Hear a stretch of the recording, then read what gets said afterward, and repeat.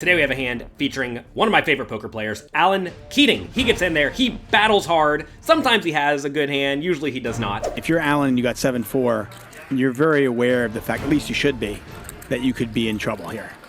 And today he's going to be participating in the biggest pot ever on Hustler Casino Live. JR is a non-believer. Keating knows that. He's a smart man. 322,000 effective. He wants it all. All I'm going to say, and then I'm not going to say another word, he's the only man on the planet that could get paid here. That is the biggest pot in the history of this show. It's the biggest one. Wow. Oh my God. Let's get right to it. You go all in 1,600 actually. We would have been all in, me and you on the flop. Yeah. We would have. No. Yeah. No, because I would have played it like a pussy. Oh, well then, yeah. And then made nothing. If you played it like a man, you would have been. Obviously that. We are playing 400, 1,800 with a $1,600 big blind straddle. Folds around to JR in the big blind, who limps, as far as I can tell. Maybe this action is slightly off, but close enough. Then, Alan Keating, in the straddle, raises it up to $6,600, which I think is perfectly fine, playing very deep stacked with all sorts of strong hands, but also decently strong suited connected hands like 10-9 suited. With the Jack-8 offsuit facing a kind of big raise out of position, I don't hate folding just immediately. If Alan made it smaller, perhaps you could justify calling, but I think as he goes bigger and bigger, you should probably just fold immediately out of position.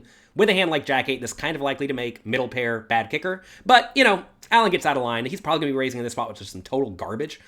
So, if there's someone I'm not going to fold against, it's probably someone like Alan. Let's go to the flop. No, yeah, we would have tangled. Well, a little action here. Keating raises it with 10-9 suited, flops open-ended, and JR here That's an action flop, Bart. That's king. with an 8. Instead of king. The flop comes queen, 8, 7, giving JR middle pair, bad kicker, who'd have thought, and giving Alan Keating an open-ended straight draw. JR out of position is definitely going to check with most of his range in this spot, probably all of his range. As you are very deep stacked and out of position, you don't really want to develop a leading range unless you think your opponent's going to play particularly poorly against leads, and you know how they are going to play against the lead. Like if you knew you could lead here and your opponent would play really straightforwardly, like they only raise with top pair and better, maybe you could just lead and then fold if you get raised. But that is not the type of player Alan is, and you don't really want to lead, get raised, and then have to call a giant bet with middle pair, no kicker. So definitely just check and see what develops. Over to Alan with his open-ended straight draw. This is an easy bet, playing about $367,000 deep with about $14,000 in the pot. You really want to be betting with your draws most of the time, especially the draws that lack showdown value, that have very clear outs to improve. And you pretty much always want to bet them when you can bet them and then call if you get raised. And even though there are 2 clubs on the board and Alan has none of those, this is certainly a spot where if he does bet and get raised, he can very confidently call in position and see what develops. So this is a great spot to continuation bet. As he does, $10,000 over to JR, he makes the pretty easy call. Let's move to the turn. So a jack would be brutal for JR. Turns at 3. Check.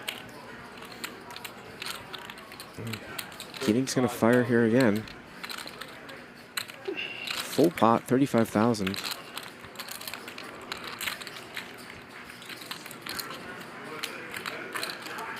JR's a non-believer. He's going to call quickly at 104,000. The turn is a complete blank, the 3 of diamonds. I mean, maybe in this scenario, Alan can have a hand like queen 3, 8, 3, 7, 3, etc.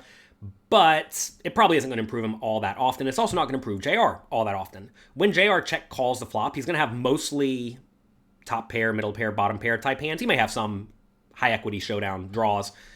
So this is a spot where when JR checks, Alan has to decide, if I bet the turn and then bet the river big, will JR fold a hand like an 8 or a 7?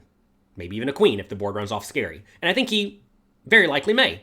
So, in this scenario, Alan's going to want to take a very polarized line where he is usually going to be betting very big with his best made hands, like good queens and better, and then some draws. And the draws that want to bet in this scenario are usually going to be draws that can bet and then call a raise, perhaps flush draw type hands. And then some really junky draws, like gut shots, that can bet and then easily fold to a raise. This 10-9 suited is a hand that you really don't want to bet and then call a raise playing this deep. Imagine in this scenario, Alan does bet pot like he does, 35,000 bucks. If he gets raised to something like 120 or 110, you probably have to call, but it's pretty rough. So as you expect JR to check raise you more often, or closer to the GTO strategy, you should probably bet these type of draws less often. But I think you're going to find in most live cash games, players just don't check raise often enough, especially when they're playing super duper deep stacked, unless they have a really, really, really good hand. So I think this is a spot where Alan can definitely get away with betting more draws than perhaps a GTO strategy. And to be fair, this 10-9 may just be a straight bet from a GTO point of view. But this is a scenario that comes up kind of often in shallower stacked play, where you really don't want to bet draws that have to fold or are getting pretty bad odds to call if you do get raised, or bad implied odds. And I think this might be one of those hands that is in that scenario. That said, I think betting is obviously fine in this scenario because you're not going to get check raised all that often.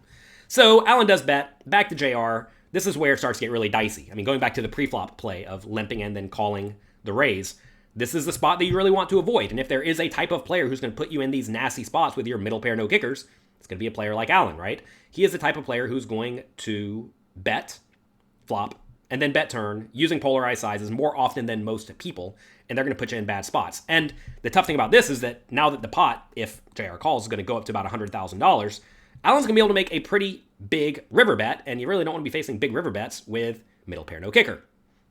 But here we are. Would I fold in this scenario to Alan? Absolutely not. On a draw-heavy board, he's going to have tons of draws. On this type of board, he could even be bluffing with hands like 10-4 offsuit as far as I know. So you definitely cannot fold in this scenario. And really, I would not fault JR if he check calls off on most blank rivers. So he's going to call. Let's head off to the river. And the river's a jack. Oh, wow. The river's a jack. So Keating makes the nuts, and JR sticks around and makes jacks up. The river is a beautiful card for Alan, a awful card for JR. Before we take a look at how much Alan bets, I want you to take a second and think about this spot. Ask yourself, how much would you bet in Alan's shoes? The pot is $104,000, and we have $322,000 effective behind. Take a second, think about it.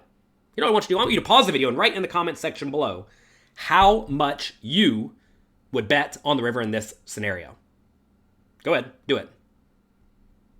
All right, good. This is a situation where I think you want to be betting very big. Anytime a lot of draws miss, and there are a lot of obvious draws, you usually want to bet using a very big size with your super strong hands and then some busted draws.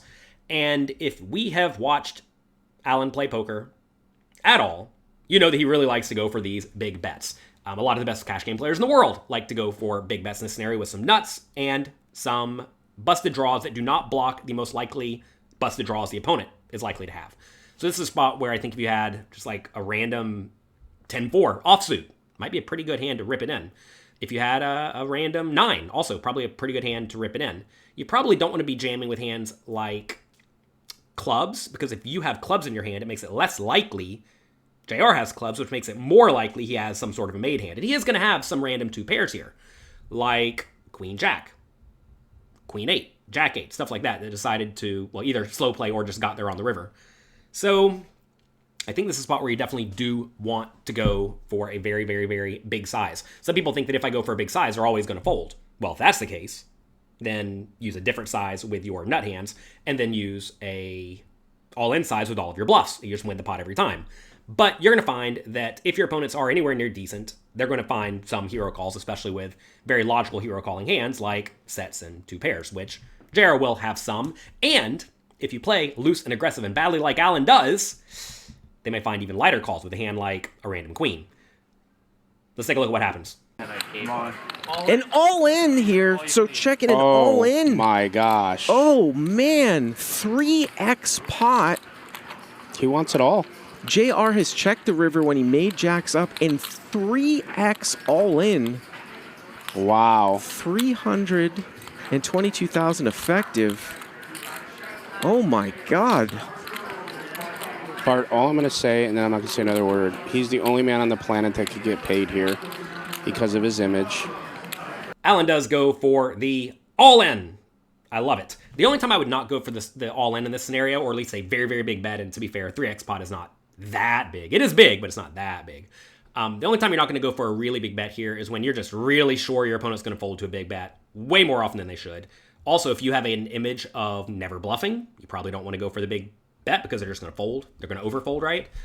But if you do have a generally loose, aggressive battling image and your opponents know you can make river shoves in spots like this with various blockers and also the nuts, I love making the all-in in this scenario. Back to JR. Dicey spot. I would call. Call and lose. Let's see what JR does. And JR is not showboating here. He's thinking about it, and This hand went from I have this sick feeling. little pot Yes. to just huge.